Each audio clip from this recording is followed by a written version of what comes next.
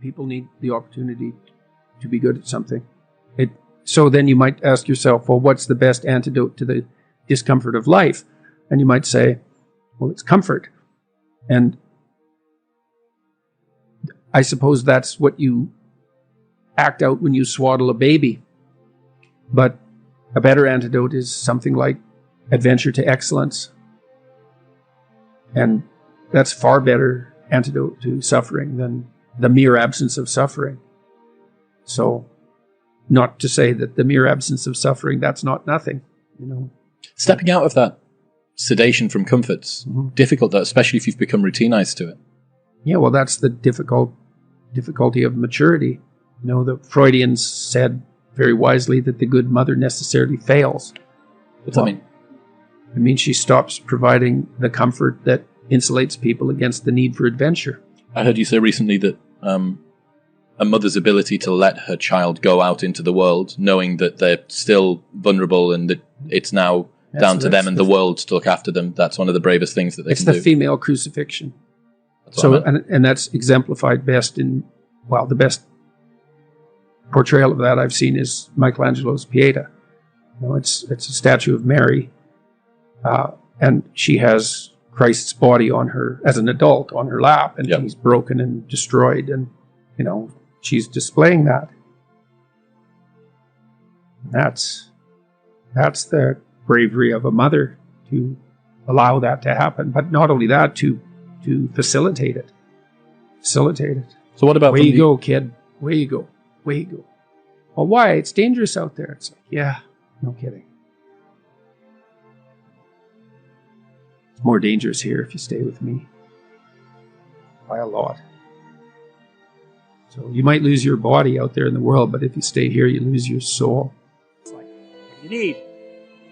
How about some friends? That, you'll kind of like that. How about an intimate relationship with someone that you can trust, that maybe has a future? That'd be good. How about a career that puts you in a dominance hierarchy somewhere, so at least you've got some possibility of rising, some possibility of stabilizing yourself, and a schedule and a routine, because no one can live without a routine. You just forget that. If you guys don't have a routine, I would recommend, like, you get one going, because you cannot be mentally healthy without a routine. You need to pick a time to get up. Whatever time you want, but pick one and stick to it, because otherwise you dysregulate your circadian rhythms and they regulate your mood. And eat something in the morning. I've had lots of clients who've had anxiety disorders. I had one client who was literally starving. Very smart girl. There's very little that she liked. She kind of tried to subsist on like half a cup of rice a day. She came to me and said, I have no energy. I come home, all I want to do is watch the same movie over and over. What, like, is that weird? And I thought, well, it depends on how hard you work. You know, it's a little weird, but whatever. It's familiar. You're looking for comfort. So I did an analysis of her diet. It's like 3/4 of a cup of rice. It's like, you're starving. Eat something. You know, you'll feel better. So she modified her diet and all her anxiety went away and she had some energy. It's like, yeah, you gotta eat. So, a schedule, that's a good thing, man. Your brain will thank you for it. It will stabilize your nervous system. With a bit of a plan, that's a good thing.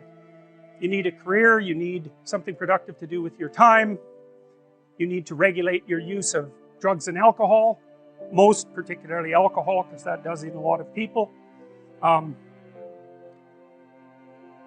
need a family, like the family you have, your parents and all that. It'd be nice if you all got along, you could work on that. That's a good thing to work on. And then, you know, you probably need children at some point. And that's life.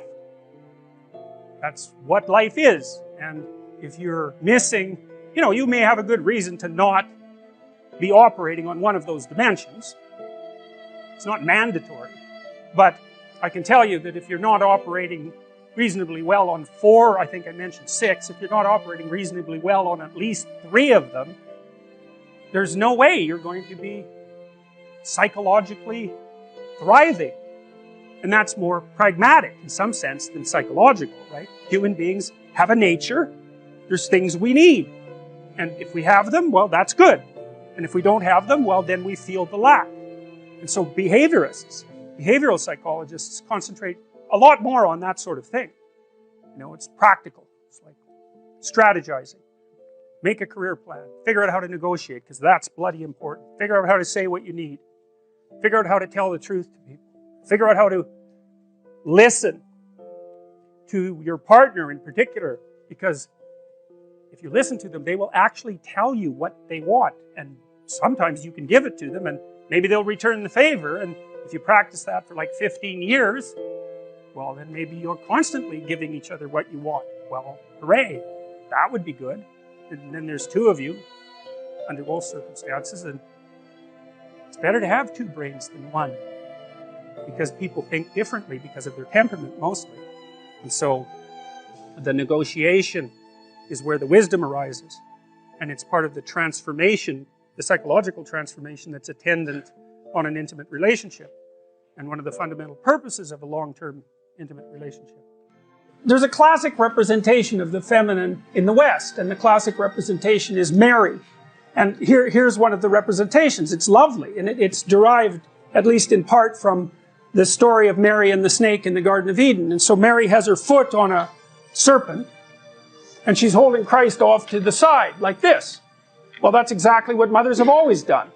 It's a biological portrait of human women, is they hold their infants out of the reach of the terrible serpentine predator.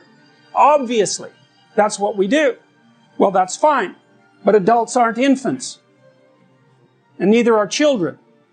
And if you treat them like they are, you undermine them. You pathologize them. You turn them into old infants. That's an ugly thing. And that's the Freudian nightmare. You know, and this happens in therapy very frequently. I mean, you can be tangled into a terrible relationship with your father. That's often either because he was absent, abusive, or tyrannical, something like that. But the standard pathology with mom is, she did everything for you. Well, what's left for you to do? Nothing, including never leaving. Right. And that's the motivation, you know, for the woman who's nothing but protective mother. There's no role outside of nurturant of nurturer of infants. Well, you just keep them infants. They'll never leave. They might kill you one night in your sleep, but they'll never leave. It's so comical watching the feminist postmodernists in particular rattle on about the absence of gender reality and act out the archetypal devouring mother at exactly the same time. For them, the world is divided into predators and infants. And the predators are evil and need to be stopped, and the infants need to be cared for. Well, that's what the mother does. But adults are not infants. And all you do is destroy them when you treat them that way, especially when they're adolescents and just starting to develop. You know, there's a rule that I attempted to abide by when I had small children, and the rule was, don't do anything for your children that they can do themselves. And that's annoying, that rule, because it takes you like 15 seconds to dress a 2-year-old, but you let the 2-year-old dress himself, it's 15 minutes, or 20 minutes, or half an hour, you chase them around the house. But if you let them learn to dress themselves, then you don't have to dress them anymore, and they can do it. And you do that with setting the table, and you do that with everything. It's like, no, it's okay, you do that now. Well, I care for you so much, let me do that for you. It's like, I don't care for you at all when I say that. I don't care for you at all. I'm going to stop doing everything I possibly can for you as rapidly as I possibly can. Say, well, that's great. That's how you work in an old age home. Do not do anything for the inhabitants that they can do themselves, because you rob them of the last vestiges of their independence, right? It's what you do when you're a manager. If you're a good manager, you make yourself superfluous by extending autonomy and independence to the people that you manage so that they can take over the whole job. You don't do that by doing everything for people. And you certainly don't do that by dividing the world archetypally and uncritically into predators, those who have more, and victims, infants, those who have nothing, and acting like all you can ever do is protect them. You don't protect, first of all, you can't protect people. You can only make them strong. That's it. You cannot protect them. You can make them strong, and then they can protect themselves.